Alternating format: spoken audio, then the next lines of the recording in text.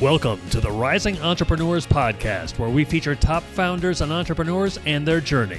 Now, let's get started with the show. All right, welcome everyone. John Corcoran here. I'm one of the hosts of this show. And you know, if you've listened before, that we've got all kinds of great interviews in the archives. So check out the archives, lots of great past episodes there. And this episode brought to you by EO San Francisco. EO San Francisco is the local San Francisco Bay Area chapter of Entrepreneurs Organization, which is a global peer-to-peer network of more than 18,000 influential business owners, about 200 chapters, 60 or so countries.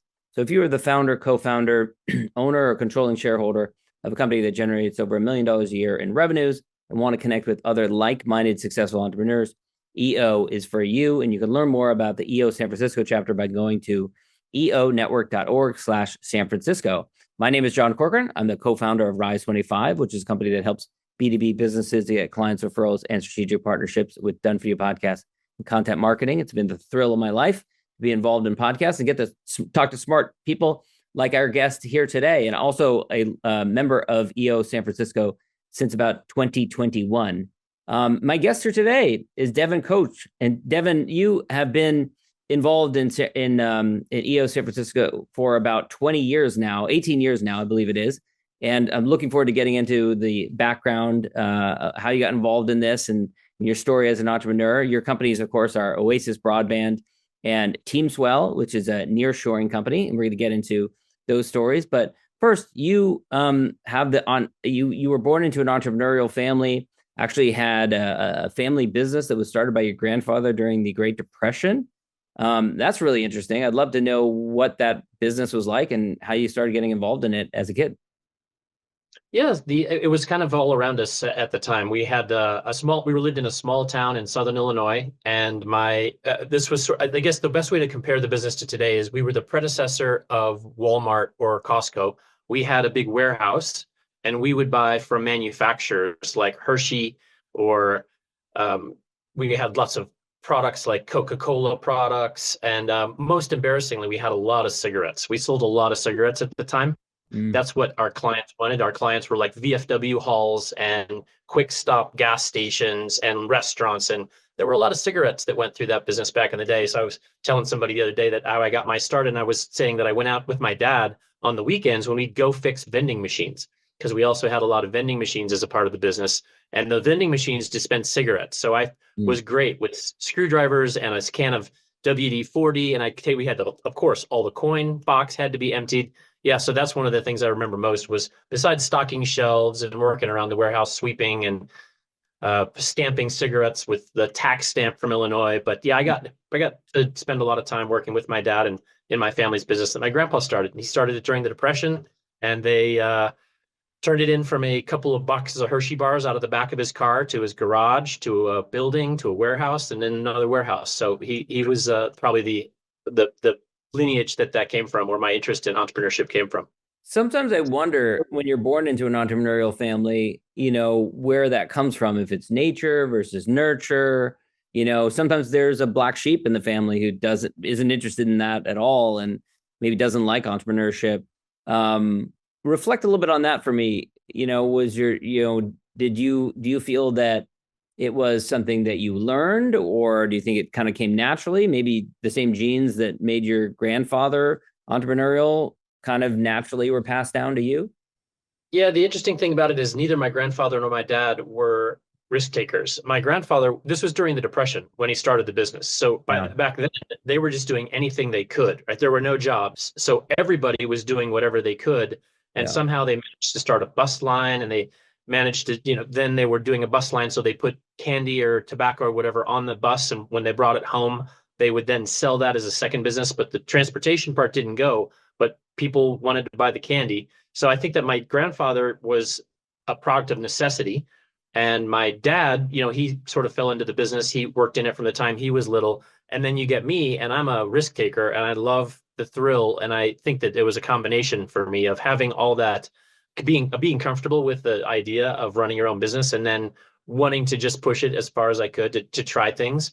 That was probably a combination in my case. Yeah. I think there are probably a lot of people in that Great Depression era that were forced into entrepreneurship because there weren't any jobs. I heard stories of my grandfather, who was born in 1919. So he was right in the midst of the Great Depression when he was, kind of young, I think teenage years, selling donuts on the street with his mother, in New York City. And then he went from that and craved stability and actually went into the Air Force and then spent his entire career in the U.S. military. And I think really, craving that kind of stability.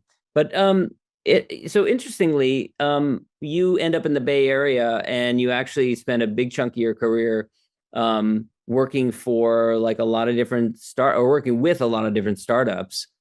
First in a larger consulting company, consulting with them, and then in your own.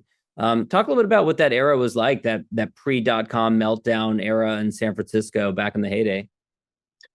Well, the heyday came out of a period of pretty strong growth for a lot of different companies. There was a lot of optimism, and when I worked at the big consulting companies, that was also the heyday of consulting companies. If you talk to people who were consultants in the 90s, we traveled the world and we ate well and we stayed in nice places and had big parties, and it was really a prosperous time for the whole economy. And I think that's sort of what led into it, that economic prosperity led to wealth being available for dot-com companies. There was a lot of growth in various types of banking. Venture capital was getting a real boost at that time. And the transition that I made was from one of 8 years in, you could call it stiff consulting companies. So that's where I started my career, was learning the trade from people at Accenture and Booz Allen Hamilton. Eventually moved into operational consulting with a management consulting firm. But then the internet era started. And so in the late 90s, I was enticed away to go work at a small digital marketing agency that I had dreams of turning into a big, not a digital marketing agency. That's exactly what they were not. They were a marketing agency and wanted to become a digital marketing agency. And of course, they're more traditional, physical stuff probably, or ads in newspapers, things like that. Exactly. Ads on TV, or it was product labeling. We did a lot of product labels. We worked for Perrier Waters. We had some big clients, but we didn't have any way to offer things that at the time would have been more like CD-ROMs were the first thing that we did. Yeah, right. Like a product brochure. So we doing that, we started doing websites. And that was really my first experience sort of running. I was made a partner in the company, and we expanded to the West Coast. And that's how I got to California. Back to California. I'd started here earlier, but when I started that company in San Francisco, I really got wrapped up in San Francisco at the time and sort of experienced all the rest of it going on around me as a product marketing company. We were seeing lots of products, and it was a really exciting time to be involved in any kind of a startup business. It's funny now because there's so many things like cloud-based businesses and selling products online is so accepted wisdom these days. But back then, everything was revolutionary. All these ideas were revolutionary. You worked for product companies, Box.com. You advised the Greek government at one point. Talk about some of these different clients you worked with. Yeah, like you said, there was a startup for every industry back then. And so I worked with the kind of companies that you would expect. It was it was called Pet Planet, and it was a pet product company, all online products that there were probably like a dozen of them at the time. And I don't know if there's any left today. Pets.com was a famous, failure. Exactly. So I worked for a couple of those, and there were some of the similar business models that we still have around today, barely, but a predecessor to Box.com, V-Drive, iDrive, there were a bunch of those. There were media companies, things that they got rolled up into Yahoo. But there was every business model under the sun was being tested at that point, and some succeeded and most didn't during the bust. But it was a dynamic time. I got to the point where after the heyday was over, that I wanted to take some time up in Truckee in Tahoe, where I had a place. And I spent some time up here on my own, and it's like, wow, I'd really like to do something here, but I don't have a very good internet connection. So I started looking around for options. And back in the day, what you could get was double dial-up called ISDN. And that was where I realized that there was a big need, because trying to operate anything on the internet at double dial-up speeds wasn't really happening. So that was what led to me starting the company. It was called XWire at the beginning, based in Lake Tahoe, started out of my house, bought a big fat internet connection called a T1 at the time, radioed it up to a neighbor's, and then shot it out over the neighborhood. So that was the beginning of that company. And as I got you more, didn't have to do physical wires then. You didn't have to wire stuff up. Oh, okay. So people No. had to put like an antenna or something on their roof? Exactly. Yeah, we have the antennas on everybody's roofs, and that was the beginning of the wireless broadband. There weren't even really product companies. I think there might have been a couple wireless. Even now, like nobody knows the name of the industry that we're in. It's called fixed wireless, and there are a lot of companies that make fixed wireless. Most famously, Ubiquiti got its start before it was really a consumer product company. It was a fixed wireless ISP company. So we started making them ourselves from old computers with coaxial cables and little cards that we would slide into the computer's slots to make it radio enabled, give it an early Wi-Fi card, and then put an antenna in the window, literally like fix an antenna in the window and shoot it out the window. So that was how we started. But people were dying for it, and they didn't care that it didn't work well, and they didn't care that it only got 300 kilobits per second, which was 5 times ISDN at the time. So people were thrilled. And it took off, and we started opening other locations around the Tahoe Truckee area, and then eventually bought a company down in Colfax, bought another company, and absorbed them into our footprint. And that was one of the most interesting lessons I think we learned along the way after building the wireless company, was that we were destined with this wireless technology to do a really good job in small markets.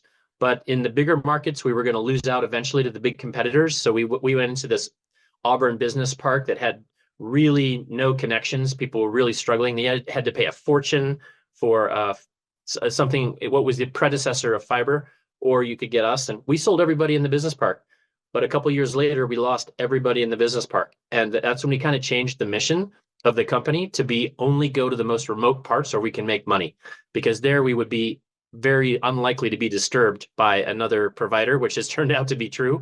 As people who live in those parts today know, little places around here in Nevada City, Blue Tent, there's a lot of communities that have really bad options. Downeyville's another one. That's where we tend to go, where we're going still today, where they have bad choices. And that was sort of set the pace for a little more consistency in the company's performance, because before that it was boom and bust. We'd roll out the town of Colfax, and then we'd lose the town of Colfax when the cable company came in, the Auburn business park. So, and I got frustrated with that after a while. So did you have develop like a formula for figuring out like a density, or figuring out like degree of ruralness of a community, to figure out whether, you're kind of like trying to read the mind of the cable company, and whether the cable company is going to one time at some point put in the investment, put in the money to move into that community? Yeah, well, at the time, it was pretty easy to figure out where cable was and wasn't, because you only had, the other option was just DSL. So you could see where there was no cable. You would very easily figure it out. And there were lots of places and lots of populated areas right along freeways that didn't have cable yet. So when we started rolling out, after we had that period of time where we would roll out a neighborhood and lose it, we went to really remote parts that still today don't have cable. There's parts of Truckee, that lots of parts that don't have cable. So it wasn't very hard to locate those. We didn't need social media posts and Google advertising to figure it out. Yeah. And then I think the way that your company operates is you have to find a location where you can put the I don't know what you call it, but the transponder or something like that. And so like, yeah, exactly.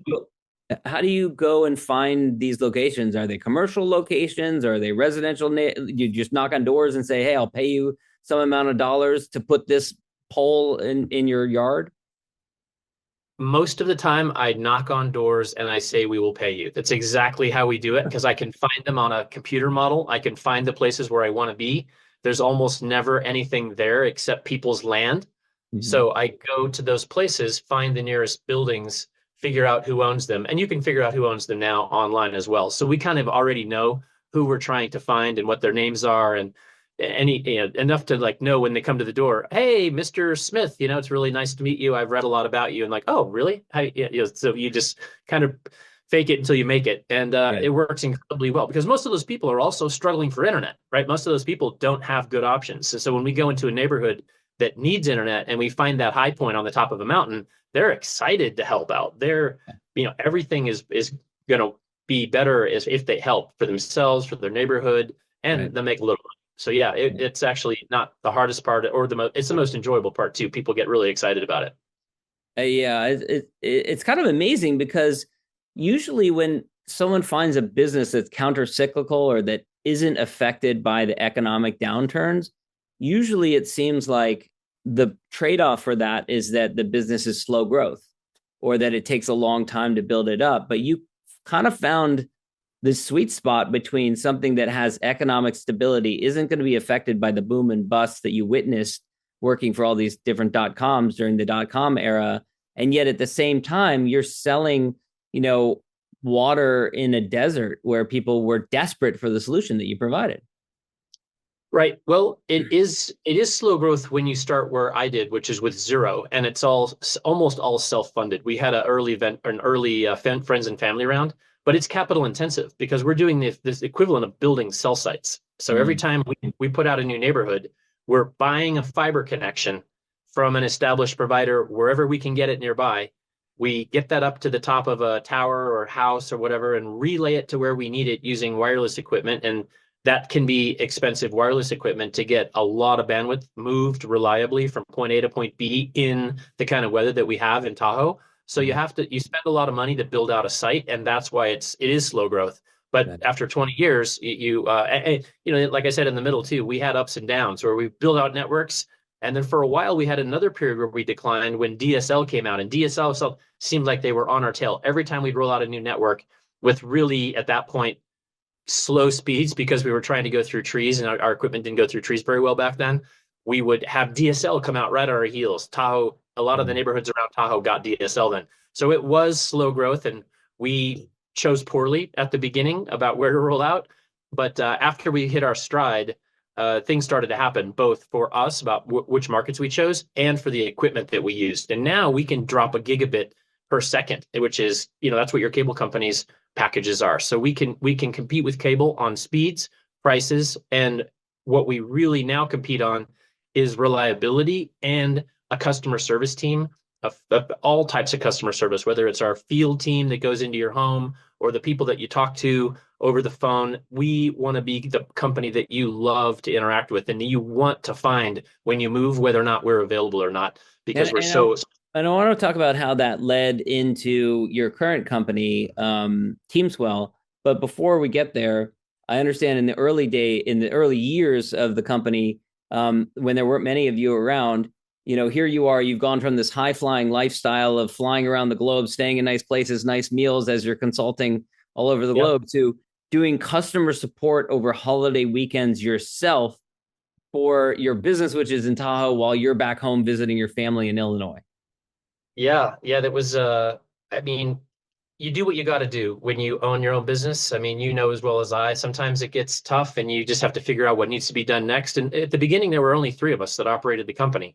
So when they wanted to be on holiday, which was usually on a holiday, I would pitch in, it was fair. So I would be at home in where my family's from in Illinois and in a bedroom doing customer calls because we would have some fierce storm up in Lake Tahoe that was knocking things around or causing a problem. And I couldn't do anything about that, but I could at least take the calls and talk to people, and spent more than one evening back taking calls on the customer service line when we had outages during the holidays. Yeah, my family will remember that story. That was real. It was real.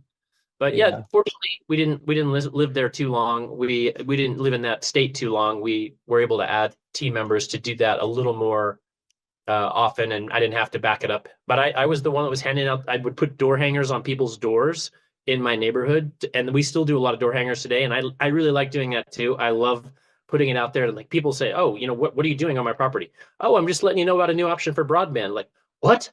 "Oh, come inside. Do you want coffee?" So, it's really kind of fun. It's fun to do those things. Getting in touch with your customers and being in my position, they don't know who I am. They think I'm the advertising guy or the customer service guy, but it's fun to go and be the undercover CEO and do those things today and then talk to customers. So I did. Even then, I didn't dread it. I just, it wasn't taken away from my Christmas time. You described yourself earlier as a risk taker.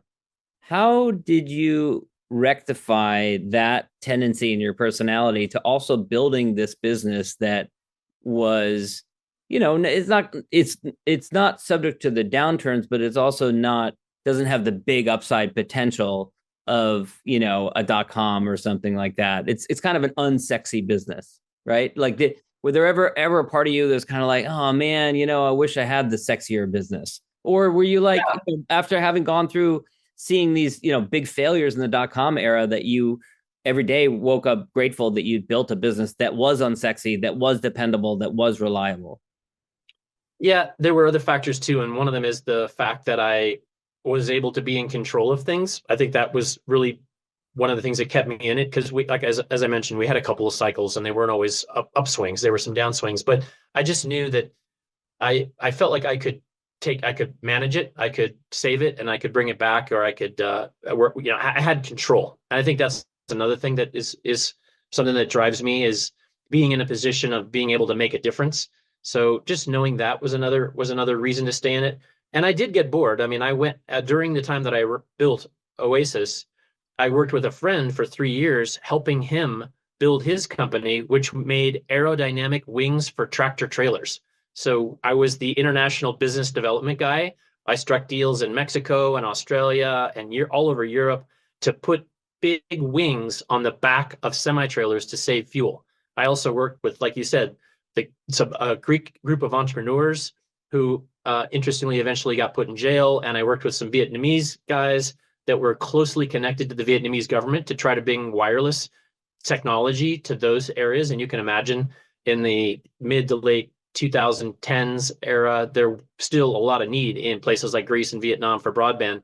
So I kind of got a kick that way. I did some independent consulting along the way, and was able to get my thrills and my international travel and stuff doing side things where I thought I had a really good chance to be able to contribute and make something bigger happen along the way. Yeah. Now, tell me how you discovered nearshoring, and also explain for those who are listening what that means.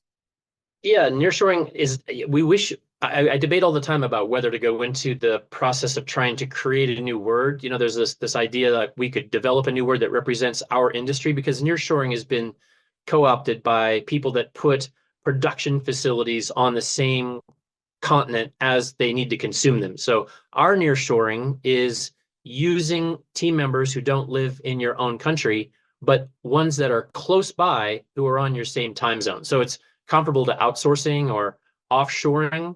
Business process outsourcing is one key phrase, but all of our team members work within a couple time zones of the United States, or they work in the United States time zones. And depending on which one you're in, they may be 1 or 2 off, but they're close, which changes a lot of the reasons that people become unhappy with working offshore for companies that are very, very distant.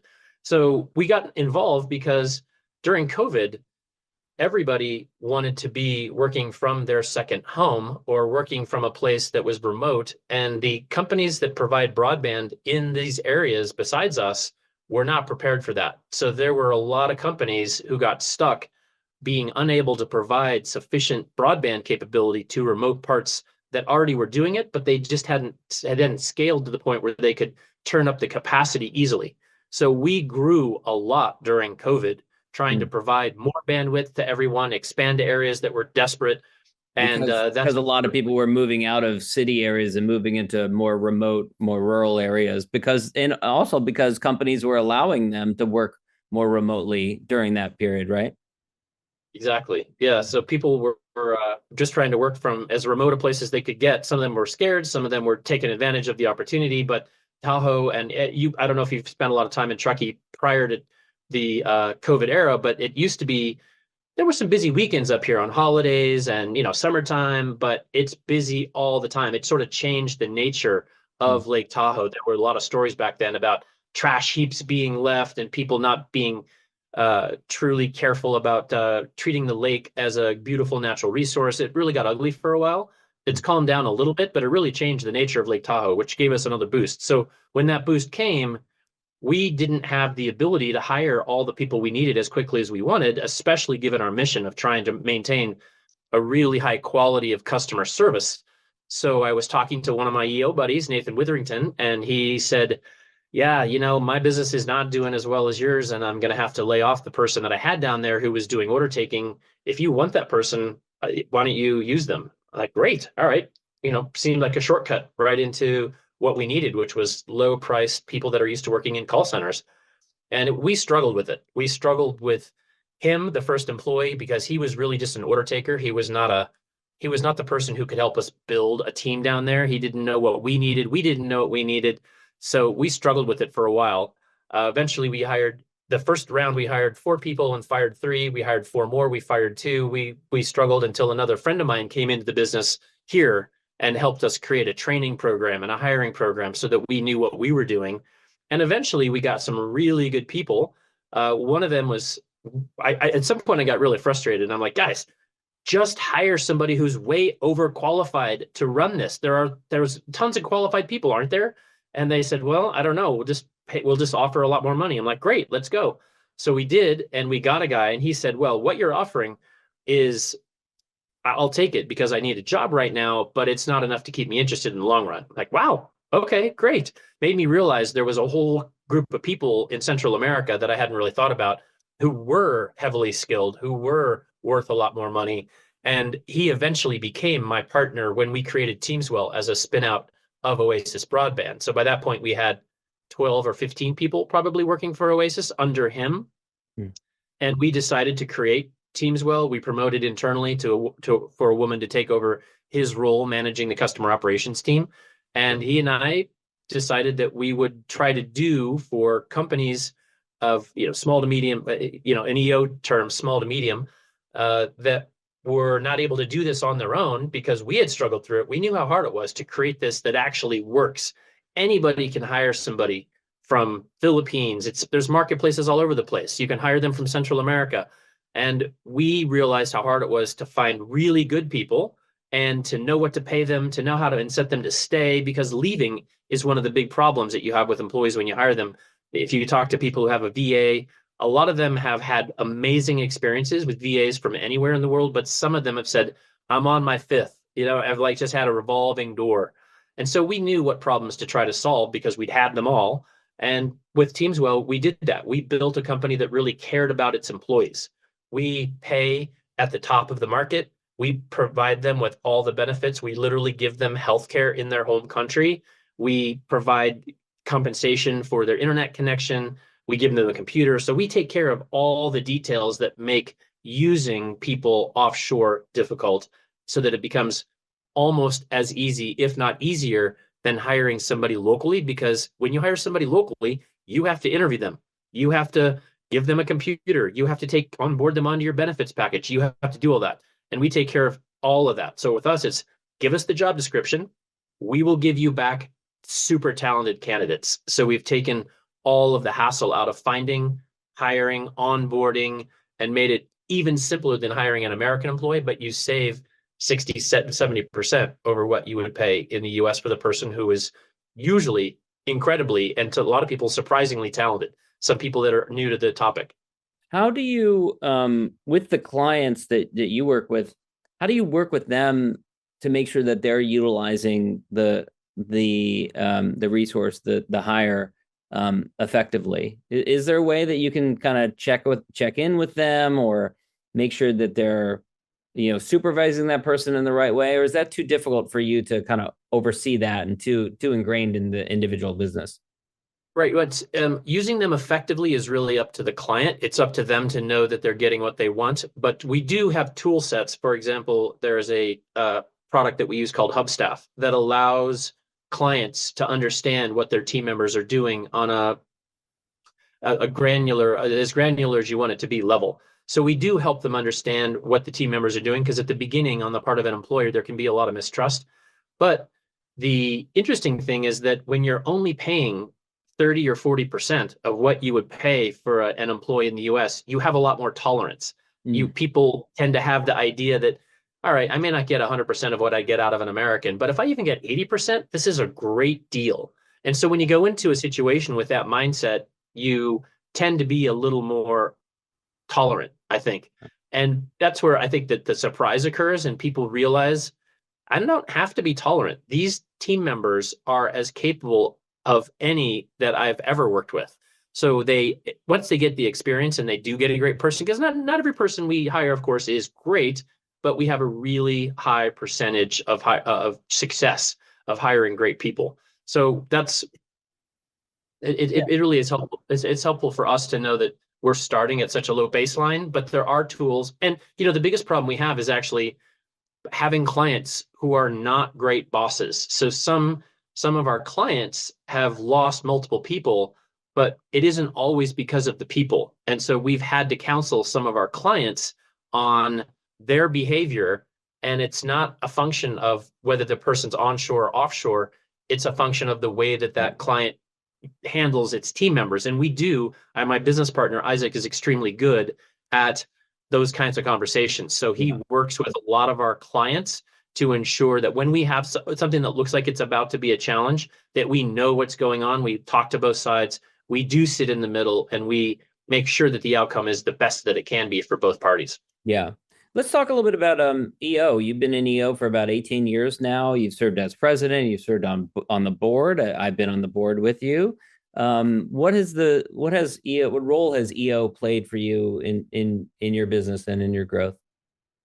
Yeah, I think that at the beginning I was in it just for the way that everybody joins, like, oh, it's cool, I'm going to be around entrepreneurs. I didn't really have a big desire for forum. I didn't really know what the learning events were. I just thought, wow, it'd be great to have a group of people around who are similar. And that's where it started. I don't know that I even took that much to heart back when I started. I didn't know that I learned that many valuable lessons. I think it took me a while, maybe because I wasn't in forum, that I didn't get some of those messages that, hey, there's some things you could do to change your own management style, which I now have definitely done. It really started when I joined the board. That journey was like most people who joined the board, I was voluntold that I was going to be a board member, and I stepped up on TJ's board. I started with a small role, but then I quickly went to be the learning chair. And at that point, I was voluntold that I was going to become president. So it was back when it was a little less competitive than it is today for the president role. So I learned a lot very quickly because I was used to being a chief with a lot of Indians, and now I had a chief with a bunch of chiefs.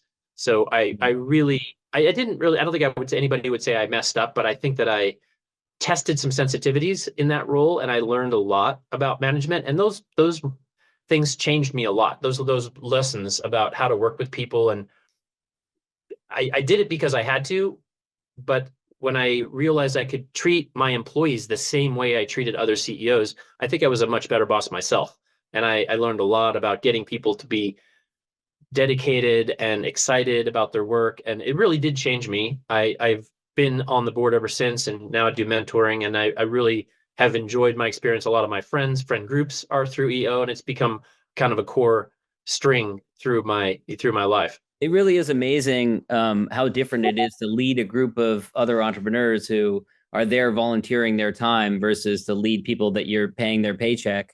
We had another president recently who runs a very large company, tens of millions of dollars, who told me after one of the board meetings that they ran that that they were more nervous for that than anything else they do in their company. And it was just kind of floored me, but it was because of this idea of leading other entrepreneurs that kind of can have a very short attention span or kind of high levels of expectations. And it's kind of like, doing batting practice with those heavy weights on the bat. You practice like that so that when you swing just the bat without the heavy weights, it's a lot easier. Maybe that's a metaphor that works. I don't know. Yeah, no, I think it is like that. It was, and the lesson, I don't know that I'm not that intuitive with people. It isn't something that came naturally to me on how people will feel when I say or do a certain thing. And with that was the lesson I had to learn, is if I say this to this person, are they going to react well? I had to really, really think hard. And before, I never felt that obligation because they're my employees, right? They have to react well.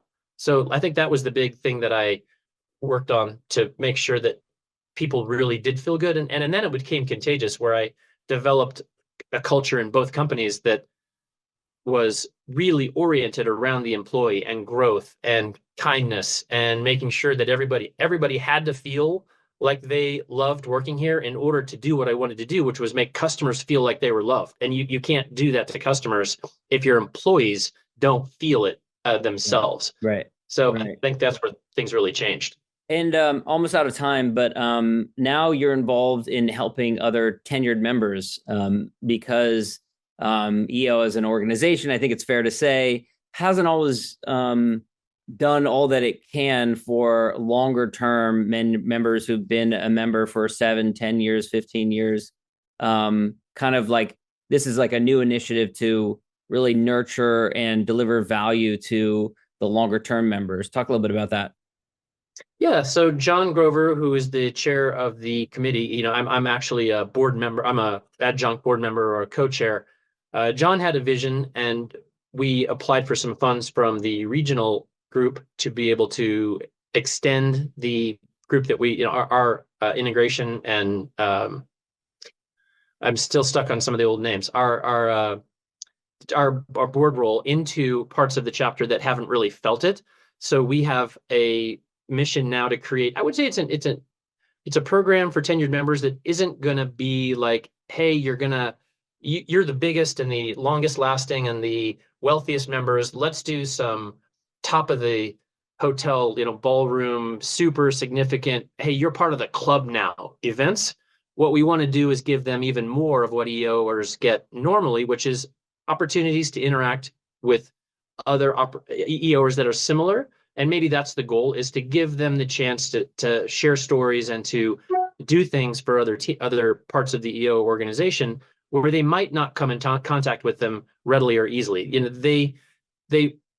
I think that when you get to a certain point in your company, a certain point in your career, you do like mentoring early stage members, and you do like talking to anybody about their business, especially with EOers. But there's also a need to get some feedback and to interact with members who are more like you, that have had some success, that have gone through a lot of the challenges that you may have gone through.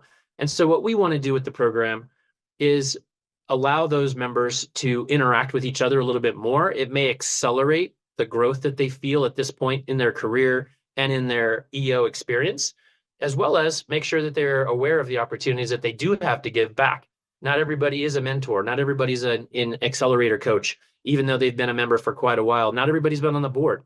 So it'll be a way for us to identify them as having been here for a while, having accomplished a lot in their business and in their career, make sure they're aware of what the next steps might be on their role, on their path in EO, and of course, give them some ways to interact in a somewhat exclusive environment, having some pre-event cocktail parties, or maybe even a dinner a couple times a year for just the tenured members. So It's not meant to be sort of like an exclusive club as much as it is a continuation of what I would call the EO spirit for the people who've been around for a while. Well, Devin, I know we're out of time. This has been great. Where can people go to learn more about you, learn more about Teamswell and Oasis if they are in the Oasis broadband area? Yeah. To find out whether you're in an Oasis broadband area, you can go to oasisbroadband.net, and Teamswell is under teamswell.co. You can look me up on LinkedIn, and you'll get the links for both of those. And my name is not that easy to spell. DevinKoch is how I spell it. So if you want to try to track me down, that's how you do it. Awesome, Devin. Thanks so much. Thanks. Appreciate your time. Thanks for listening to the Rising Entrepreneurs Podcast. This episode is powered by Rise 25. Please subscribe and check out future episodes.